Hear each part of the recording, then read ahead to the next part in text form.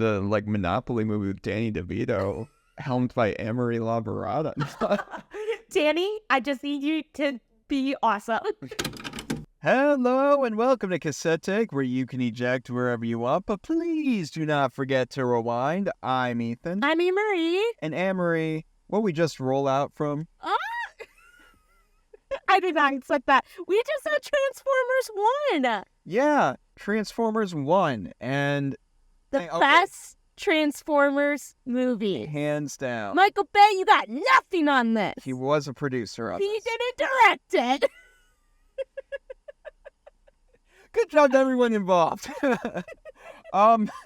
We just saw Transformers 1 at a fan event. I actually saw it earlier, and you guys saw my out-of-theater reaction, but, before doing the review, I wanted to see a second time with Annmarie, and we just walked out of it, and I gotta say, Annmarie, I loved it even more the second time. I'm gonna say this.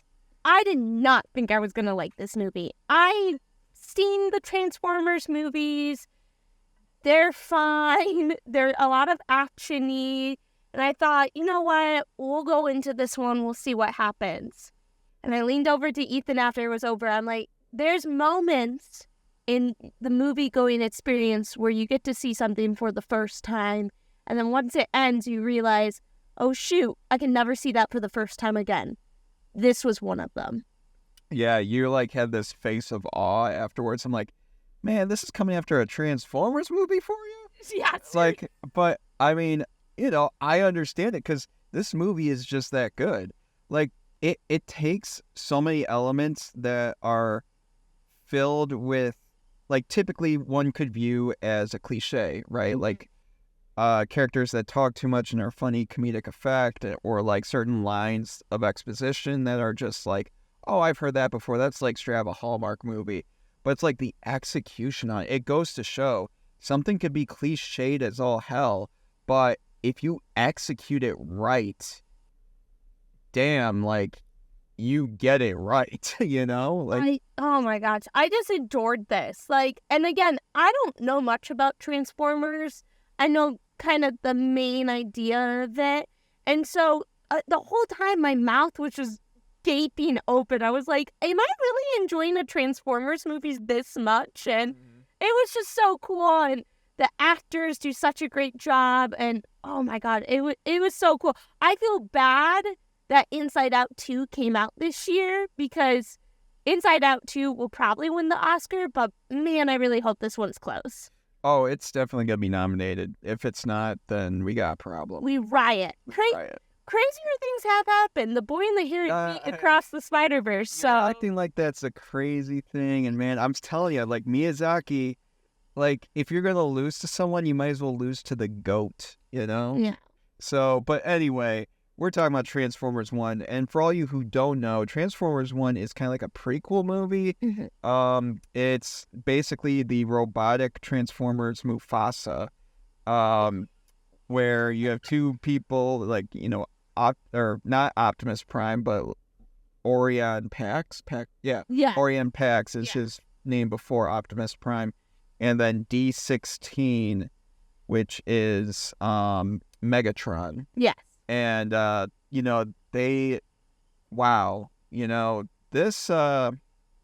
this movie, it's basically about, their origin story, essentially. And it is so well done, so well executed, even though you know what's going to happen if you know Transformers lore, certain things are supposed to happen. You still kind of don't expect it. There's, half of you that's yeah, but they're buddies. They're besties. How? Oh, no, so I just love their chemistry. Chris Hemsworth and Brian Tyree Henry just have such great chemistry. And, I know both of them have done voice acting in the past, but wow, I really enjoyed them in this. Yeah, I mean, you and I were talking about it while the credits were rolling, which, by the way, there are 2 post-credit scenes. Stay for both. Yes. We were talking about it, and, I said this in my reaction review. These Chris Hemsworth and Brian Tyree Henry. Yeah. Just absolutely killed it. They transformed into like these characters. I'm not kidding though. Like they genuinely transformed. They went from like honestly probably a little bit more of their typical voices to by the end of it completely different people. And I loved it. Their voice, and it wasn't even just like a, you know, like, oh, they're this, now they're this. It was a gradual transitional voice change as the movie went on, and I love that. I kind of like lost, like it got me lost in the sauce because Chris Hemsworth is Australian, and I was like, wait, this is Chris Hemsworth. Like, Yeah. this is Thor. Yeah, and I heard Chris Hemsworth actually kind of sat down with Peter Cullen, the original voice of Optimus Prime, and just kind of like, you know, talked about the character and like the voice that goes into it and what he's done and all that. And you can really tell that whatever he said to him, like it fulfilled him to like really access that character and passing the torch to Chris Hemsworth. And if Chris Hemsworth is going to be our Optimus Prime for the remainder of the future, I think the future is as bright as the Allspark. Oh, yeah. So true. I also want to give like a huge shout out to the animators for this. Like, yes. it was so, I'm comparing it to Into the Spider-Verse because that animation is just so cool. It's something different that I haven't seen too often, and I really, really enjoyed it. Yeah, and you know, not only to them, but like Lucasfilm, or was it like the sound? Was it what's the? I can't remember. Like Sound and Magic, Lucasfilm's Industrial Sound and Magic, I believe it's called. But you know, like basically their VFX and like their sound effects and all that. Like they did an excellent job, and I mean they typically almost they always do. They typically always do, and this time though, it's like this was one of their top movies they've ever done. Like the sound design, the visual, like all of them, like it's phenomenal. Yeah. Oh man, I love that. I really hope this movie makes money. Its budget $75 million. It's projected to make $30 million on opening weekend. So I hope it makes money because it deserves it. Yeah, I think $30 million is actually just for the previews. Oh, really? Yeah, I think you're right. That's what I was hearing from reports, but you know, hey, if it makes 30 more on top of that, I mean, I wouldn't be too surprised. That'd be so cool. Now, do we think this is going to be a triple-digit box office opening weekend? Ooh. Like 100 million or more? I think word of mouth is going to really help this movie, and so far people have been saying the best Transformers movies. I'm going to go on a limb, and I'm going to say yeah. Yeah, I would have to agree. And I think this would do very well in the foreign box office as well internationally. Yeah. So, you know, it's going to be exciting to see where this goes. Because obviously based off of certain, aspects of the movie, there should be a sequel afterwards. You know, like I'm pretty sure like as long as this thing makes money, which I am 99.9% confident it will, then I'd say like this thing's getting a sequel. We might get like a trilogy or something out of it, and I am here for it. Is Transformers back? Bro, I think it's back. Yeah, so no, yeah, that's wow. Can't believe we're saying all this about like a Transform, like I know, just seriously. a few years ago, Transformers was like, Dead. I mean, it was kind of like sprouting back to life with Bumblebee and what was it, Rise of the Beast or whatever. But I didn't really feel the need to see those movies, and I know I probably should, but like I'm a big Transformers fan. And after seeing like the last few Michael Bay ones, I was so disappointed that I just gave up on it for a little bit. And then, once I started hearing, oh, it's like getting back with Bumblebee and Rise of the Beast, I'm like, I mean, if it's on, I'll watch it. But like, it's never on for some reason. I don't know why. But, this is the one, though, that I was hearing so much, like, everyone raving about. It was at a French film festival. I can't remember what the French film festival was. And It got like great reception, and that's from the French, man. That's from the French. Seriously, yeah. And I'm like, okay, guess I got to see this one, not just for Cassette, but like I'm gonna go out of my way to see this thing, like the first screening I can get. And wow, Worth it. well worth it. And yeah, I can definitively say Transformers is back. Finally. Yes. So, but Annmarie, I think it's just about time we get to our spoiler review. But before we do, out of 10, I love that you think about it. I'm thinking here. No, out of 10 knife hands. No, okay, never mind. Yeah, we'll go with knife hands. Okay, 10 Okay. knife hands. Yeah, 10 knife hands. What would you give Transformers 1 out of 10? You know what? If I said this to me like 1 year ago, I feel like really Annmarie, but it's a 10. It's a 10 out of 10. I love this movie. It was so good. It was action-packed. It wasn't too little kiddish. Like, it had like good humor in it. It kept my attention. I was worried about the runtime. I was like, ooh, an hour 50? I'm like, that's kind of long. And I was... We're living in a world where hour 50's long. I know. The Batman was like 3 hours. I get it. But yeah, it's a 10 out of 10. I think if this beats Inside Out 2 at the Oscars, it's well deserved. Yeah, like, if you told me before I saw this movie that that Transformers 1 would have a strong chance at beating Inside Out 2, or like any chance at all at being Inside Out 2 for like the Oscar, we wouldn't be talking. No. Like, I'm like, you're stupid. You were stupid. Walked away. But while I still don't think it's going to beat Inside Out 2, I think that if it were to win, I don't think it's too crazy to say it would. Yeah. So, but yeah, I think Transformers 1, I would give it a 10 out of 10 as well. I thought it was wonderful. It brought back so many childhood memories of the Transformers and like how I viewed them, and it was just so awesome. Like, it was straight. I say that about a bunch of movies where I say, oh, this is awesome, but I think like when you think of the word awesome, like being in complete awe of something, that was me in this movie. Like, my inner child came out, and it felt like one of the best rides I've had in a while. So it was so fun. Yeah, giving it 10 knife hands out of 10.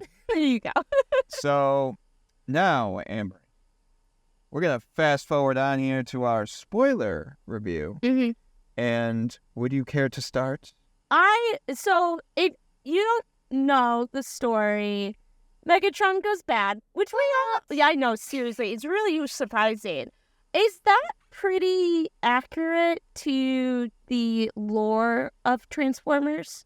Oh, for the most part, yeah. Like, I mean, it's been a while since I've, looked back at the origins of it all, but essentially that is the general storyline of Optimus and Megatron being buddy-buddy, and then, one day or one happenstance, something happens, and, they separate and, like, have different views, and now there's, like, this big civil war on Cybertron. Optimus takes Megatron's cookie.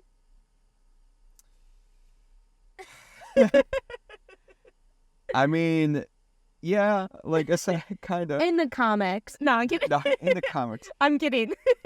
No, I mean, it's just Megatron has a different worldview of, like, how Cybertron should be run, and, it's like a Mufasa... Scar situation. Yeah, Scar situation. So, yeah. But I really love when they make villains relatable, because out of everything, I was like, oh, I kind of get where Megatron's coming from. I didn't, hate it at all. I was like, oh, this kind of makes sense. When they do that with villains, I love it. Yeah, I mean, his change over time, where it starts off being like this very, very, very oh, I'm a charismatic dude who just, has some slight differences with my best boy over here, to suddenly, I will kill my boy. Like, I mean, dude, it was such a great, like, acting transition, and just, like, the writing was well done to kind of, like, perfectly time each beat of his slow kind of fall to that dark side of him, you know? I loved it. Oh, it's so good. And Scarlett Johansson, too. You gotta give her flowers. Yeah, and then Keegan-Michael Key, which, by the way, this is why I was kind of going back and forth about the 10 out of 10s, because, or the rating system, because instead of knife hands, I was thinking for a moment, like, oh, what about the Key and Peele joke that they snuck in there? Oh, yeah. Like, A.A.Tron. I love it. So for all you who haven't seen the movie and are listening to our spoiler review, so there is a moment where Bumblebee has been like this character that has been isolated for a long time, and he's just built like friends out of spare parts, and they're obviously not alive or anything. But one of the names he gives them is A.A.Tron, which is an obvious nod to A.A.Ron from like the substitute teacher bit. So I got a kick out of it. He's such a good cast, too. Like, a good pick for Bumblebee. Yeah. I love it. Yeah, I mean, Bumblebee, which is so ironic, because Bumblebee is a character that is known for, like, not being able to talk and can only communicate through, like, radio or, like, you know, sound, like, various different types of sound. And, you know, he here is just, like constant talking nonstop. So, and obviously in this movie, since you're in the spoiler section, they do not take away Bumblebee's voice in this one. Thank God. And I would think, though, with them more likely not making a sequel, there's got to be something where Megatron, like, rips out his vocal cords or something, like, because or the aux cord in this case, I guess. Robots, right? But anyway, so that, like, I don't know, I was kind of, like, thinking about that when I was first watching the movie. Like, hey, there is his vocal cords gonna get ripped out, and that's why he's talking so much? It's gonna be like tragedy and all that. And like, okay, no, one tragedy at a time. So, oh man, in the sequel, I can see if they do a sequel, I can see it happening. Yeah, or like Starscream doing something to him, you know, like which, by the way, Steve Buscemi as Starscream, bravo to the casting director. That was awesome casting. I love it. It's so good. Like, again, I keep saying that, but I really enjoyed this. Like, this might make my top 5 of the year. Wow, really? Yeah, I really enjoyed it. I mean, I don't blame you, but yeah, I'm surprised to hear that. It's going to be so difficult. So, a question, though, for you, Annmarie.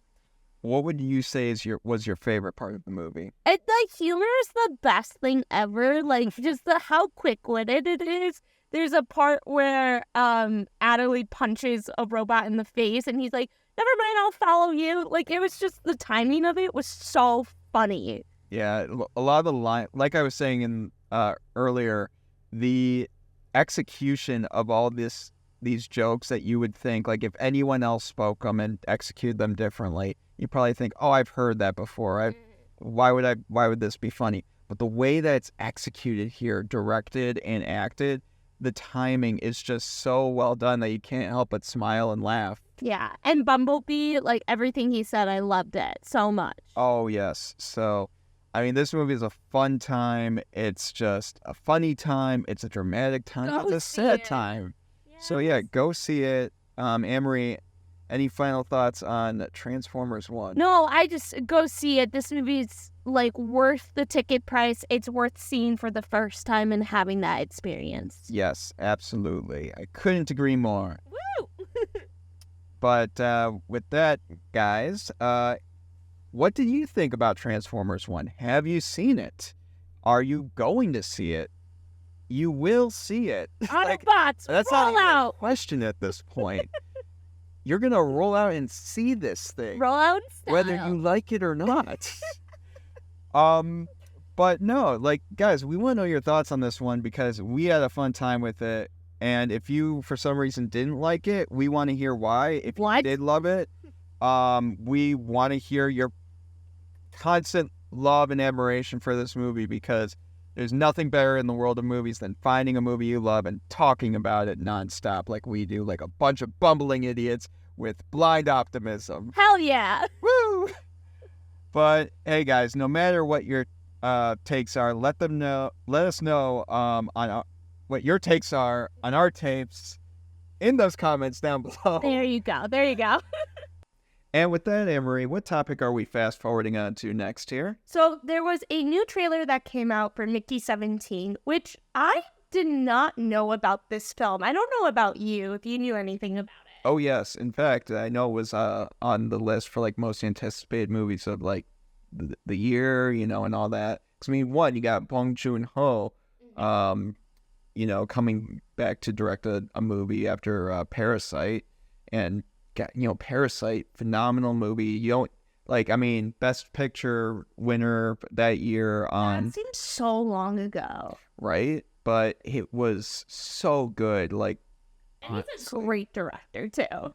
Yes. I mean, that movie I was so engaged throughout the entire thing. It's not really something I'm typically too interested in with the subject matter, but the way that it's executed in more ways than one, it is just so well done, and it gets me excited for the next project that Bong Joon-ho is going to direct, which is Mickey 17. Yeah, it's super interesting because I just watched the trailer for the first time. I didn't know much about it, and it's this weird, sci-fi / I told Ethan right away, it reminds me of The Edge of Tomorrow with Tom Cruise and Emily Blunt.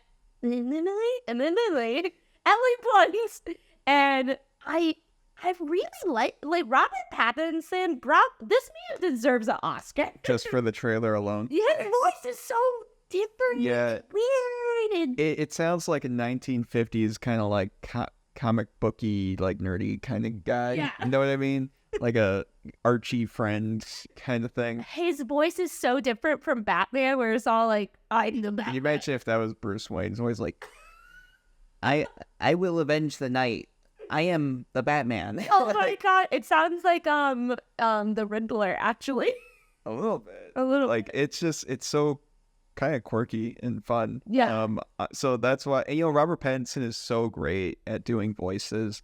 Wasn't he the what was it? Why am I blanking out? The boy and the heron. He was the heron in the dub. He was, and we thought it wasn't him, but it was him. Yeah, we thought it was like Willem Dafoe at first, Or Mark or Mark Hamill. Yeah. And then it's just like you look at the credits and you're like, what? It's you?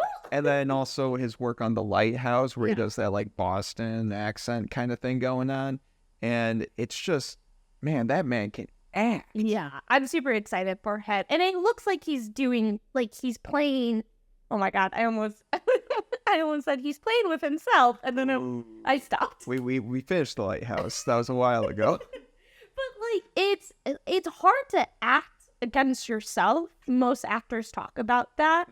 And so it's really interesting, the plot of this, because it's about a guy who signs up to get killed multiple times but help the world move forward. And it's really different, the mind that you have to create something like this, and it kicks off next year. So Yeah, I mean, the man is essentially just a test subject, and getting killed nonstop, and now he's got a unintentional twin brother out of nowhere.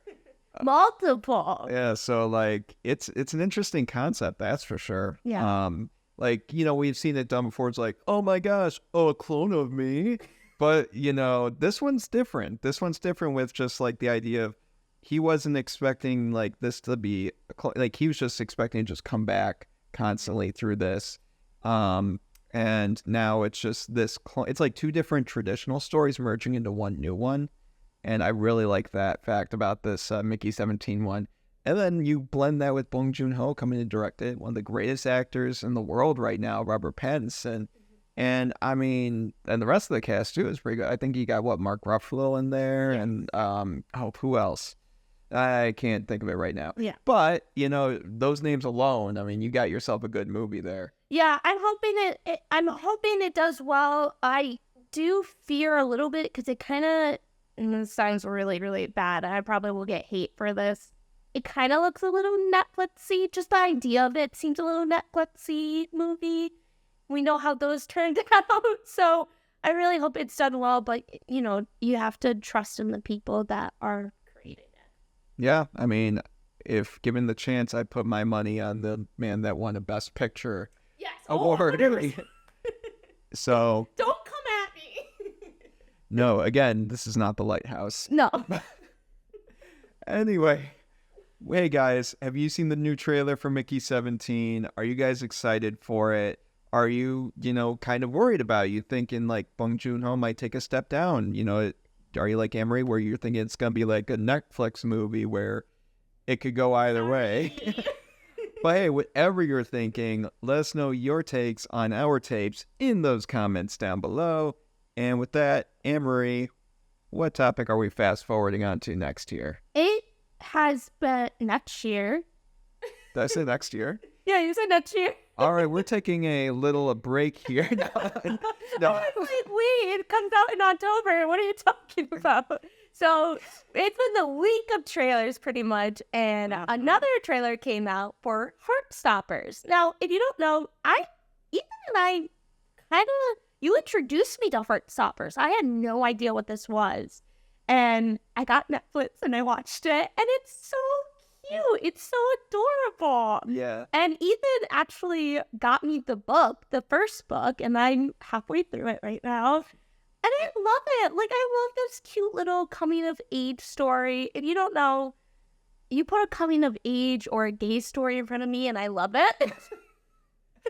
I wasn't going to say nothing, but it's so cute. And I'm really excited because I think this is one of Netflix's biggest hits. And so we're getting a season 3 and 4. And so I'm really excited to see where it goes.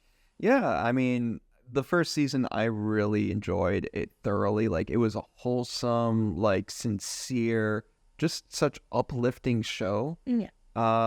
And I think it was just something, unless you need to get out of your parents' basement and live a life, like, there's no reason why you shouldn't love this show, because it's so wonderful. It is pure wonderful. And it has so many talented young actors, too, like Kit Connor and Joel Law, like, who played Nick and Charlie. They're so cute together. Yeah, and their chemistry is off the wall. Like, it's wonderful. I take a shot every time I say wonderful.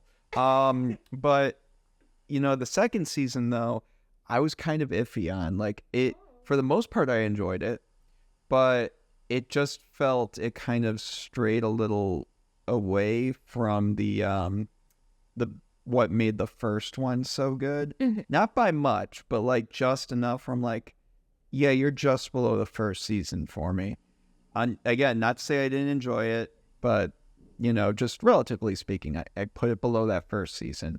So I would say that the third season, I hope it kind of leans back more so into what the first season was able to accomplish, and take a little step away from what they were doing in the second season. But I don't know. We'll see. We'll see how it goes. Overall, enjoy the show, and excited for, their next seasons to come. I am kind of sad, though. I don't know if you know, Olivia Colman isn't in it anymore. She's filming something else, so she was not in season 3, and she played Nick's mom. Right. And she's so sweet in it. I'm like, Olivia, can't you just come back for like one day? And Is the money good enough? it's fine. No, I'm so excited. I didn't know you didn't like season 2 as much. I kind of agree with you. The first season just has something about it. Mm-hmm. But I'm really excited, and I'm so pumped that these young actors are getting more and more. Like, Joe Locke is going to be on Agatha. Kit Connor could play Hulkling in Agatha. I think that would be really cool. That's a deep dive Marvel if you don't know. I didn't even know what half of what you just said was. That's crazy. But I'm just like so pumped for it. It just makes my like heart so filled, and I love that. I love the color of it too. Would you say it's a heart stop? It stops my heart 100%. I'm wondering too. Netflix didn't do this for the trailer, but a lot of new Netflix shows that are coming out are doing that broken season. Like Cobra Kai's doing it, where some came out in August, and then some came out in November, and some are coming out in December. But it didn't say like part 1 or part 2 for Heartstoppers. It just said coming out October 3rd. So I wonder if they're going to drop all of it, if they're going to do weekly. I mean, knowing Netflix, more times out of 10, they will drop it all at once. Yeah. But, the way that other streaming services have been finding more success with people constantly talking about their shows for longer periods of time, by releasing it, weekly or bi-weekly or what have you, that's something I think they're kind of catching on to. So I wouldn't be surprised if they went that way, but I also wouldn't be too surprised if they just kind of stuck to their guns and just dropped it all at once, the Netflix way. That is fine with me. Drop it all at once. I'm ready to binge. Me, stop my heart, I put please. it on my calendar. I'm so excited. But hey, guys, those are our thoughts on Heartstopper Season 3. Have you guys had a chance to see this little teaser that Netflix dropped? Did you guys like the first season? Did you like the second season? Did you think the second season took a step down from the first one? It gets you a little more worried about the third season. I mean, hey guys, whatever you're thinking, let us know your takes on our tapes in those comments down below. And with that, Annmarie, what are we fast forwarding on to for our final topic of the day? So this wasn't on our list originally, but it kind of spiraled into a larger conversation between you and me. Recently, it was announced that a Sims movie is in development, which, did you play Sims growing up? I watched my sister play Sims. Okay. Ethan hasn't played Minecraft, hasn't played Sims. Okay, I play Minecraft. I'll take that away from for a little bit. Anyway, continue. So, Sim movie is in development, which there was rumors about this a while ago, and so who knows? Like, listen, we've talked about it. Some movies have sounded so stupid. I always go back to the Lego movie. I'm like, what a dumb idea to do a Lego movie. Like, what is it gonna be about? Greatest thing ever. I love the Lego movie. Everything is awesome. So, who knows about The Sims? It has the potential. Like the Lego movie. I believe Margot Robbie is a producer on it. Oh, really? I think so. That's actually kind of cool. Yeah, I mean, I could be wrong, but I believe that's what I saw in the last report. Mm-hmm. Well, and that spiraled into our larger conversation where I kind of told Ethan, over the years, we've had different decades of movies. We had the young adult movies like Divergent, Hunger Games, The Host. And then we kind of had video game movies that kept popping up. And now I really feel like it's the era of childhood IP movies. With Barbie, there's a Polly Pocket movie in development, The Sims, I believe there's even a Monopoly movie in development. I really feel like this is the new era that they're heading into, and it's a little nostalgia baiting, but if you make a good film, like, listen, Barbie did well. Yeah, I mean, and from my perspective, I think that they've been kind of leaning in this nostalgia IP and harvesting them for, years now. I would say for the most part, for decades. But I think it's just much more prevalent now because with more time comes more IPs that they can harvest. So, we're getting Barbie movies, we're getting Mario movies, we're getting more video game content, we're getting more board game content, which for the Monopoly movie, isn't how do you even go about that? In a silly way, in a genuine, sincere kind of hey, this is a literal monopoly, in capitalism, Oh my god, I want Danny DeVito to play the Monopoly man. Just running around. And that bills. I would not complain. But honestly, I truly stand by this. The dumbest IP can turn into such a success. How many times did people say, Lego movie won't work? Did so well. Across the Spider-Verse. Honestly, people didn't think that was going to do well. Did well. Barbie, for heaven's sakes. Who thought Barbie was going to do well? Mm. Okay, well, put your hand down. I cannot deal with you. Oh. I cannot. Someone just figure out Anna Delvey. Okay, I'm gonna deep dive, everyone. But really, like, I think if you have the right person, it can do super well. Yeah, that goes for any project. I feel it's just with like an established IP, you have like that pre-installed fan base, and that's why a lot of studios like to go after those. And again, with more time comes more IPs they can utilize. But how long are they going to hinge on these IPs that have already been popular? Yeah. You know, before they realized, oh, we got to put some more funds into stuff that need to grow. And I know the argument of like, hey, you know, more studios should make more original films, more original projects, more original content. And it's like they are, but a lot of people aren't going to go see them. Yeah. So like I get that end of it, but at the same time, I don't know, it's like a catch-22 situation.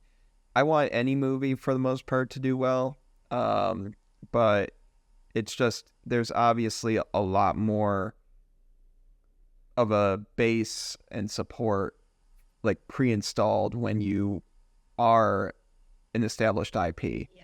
So I think that if that is the era we are indeed in right now, where it's a bigger focus on that, then hey, that's great, fine. But just execute it. Don't solely rely on this is this, and we know you love this, so we are just going to get some guy that we know can write a script. Who says it's a good one? We don't know. But, like, you know, flip a coin, hope for the best. We'll see. I just hope it's not much of that. I was going to call out Borderlands, be like, Borderlands proved that, too. What IP would you love to be a movie? Like, overall? Yeah, like, what are these childhood IPs? That's a good question. I have mine. Although the more we were talking about it, the more I was like, ooh, the like Monopoly movie with Danny DeVito, helmed by Annmarie and Danny, I just need you to be awesome. No, but gosh, that's a really good question. I did see one though that I was thinking about the other day. I'm like, this would be a really fun movie, but someone turned it into a game. And you know those little like army men, those green army men? Yeah, like that you see in Toy Story and all that. So like someone actually made a shooter, a third-person shooter. Really? With like you're playing as one of those like army men in someone's room, like a kid's room. And I'm just like, that is so great. Like, I don't know, I feel like that would be kind of fun. That would be cool. I was going to say Mousetrap. I don't know how you do it, but I love Mousetrap. Yeah, didn't it make a movie called Mousetrap? If they did, I will be watching it. Yeah, I mean, I'm not sure if it's based on the game, but I believe there's a movie called Mousetrap. That would be cool. Another one I was thinking of, this is like deep in my childhood, is there's a book series called Charlie Bones. It's a ripoff of Harry Potter, but I love it. So I think that would be cool too. I think this was canceled. This was announced to be canceled. I'm not sure if that's verified or not. The IP I would love to see turned into a good movie. Good movie. You hear that, Cartoon Network? Good movie. Ben 10. Oh, yes. I would love that to be turned into like a really good movie because that has such a cool concept. The character's fun, and his family too. Would you have live action or animated? Live action. Okay. I mean, I wouldn't complain if it were animated. Like, do it in like a Spider-Verse kind of style. That'd be cool. Heck yeah. But, you know, my personal preference would be live action and then just kind of, you know, don't like relax on anything. Like make sure everyone that's working on it cares about it and just like executes it properly. That would be cool. That'd be fun. So, but yeah, I guess IPs aside, we're getting plenty of movies to come, you know, whether it be about board games or like, you know, like original content, video games, etc., etc. We're getting movies at the wazoo. So, but hey guys, what do you think about it? Do you guys think Annmarie is right? That right now is the nostalgia childhood era, and it's been much more so than previous years. Do you guys think that this is good for movies? This is bad for movies? Do you guys heck yeah, that's a good question. What IP do you guys want turned into a movie? like any IP at all. Ben 10. Ben 10. Like, yeah. But hey, whatever you guys are thinking, let us know your takes on our tapes in those comments down below. And with that, Annmarie, I believe it's time to eject here. To wrap it up, Wrapping it up. let's go. Yeah, but hey guys, thank you again for listening to another episode of Cassette Take. We appreciate y'all. We're nearing that 100 mark in subscribers, and we appreciate all the love, all the support that you guys give us with each video. So yeah, we thank you, and just don't forget to like. If you're new here, subscribe, join us, and you get a cookie or something. I don't know. Okay. Should we offer something? Wait, can I have one? No. Oh, okay. For the audience. No, but like, share, do all the things that all the things are due to be done. And yeah, with that, Annmarie, Autobots, roll out. roll out. So again, thank you for not ejecting this far into the podcast. We hope you haven't done so. Whether you have or have not, please do not forget to rewind. Otherwise, Annmarie will never get her cookie. Wait,